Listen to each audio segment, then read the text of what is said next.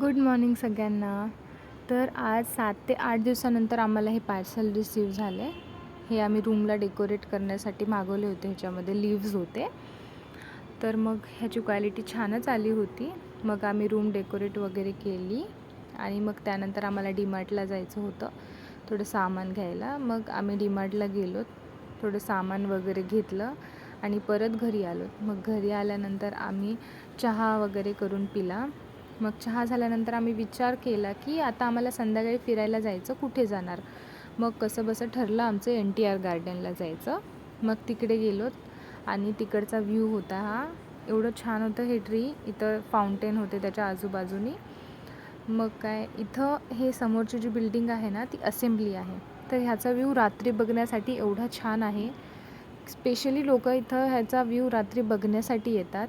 आणि हे फाउंटेन्स वगैरे होते, इतकं छान वाटू लागलं.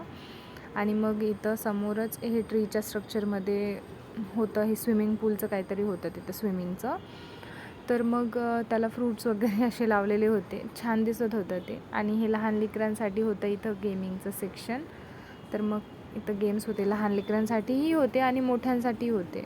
मग आम्ही खेळलोत आणि आलोत मग रिटर्न. बाय बाय, भेटूया उद्याच्या व्लॉगमध्ये.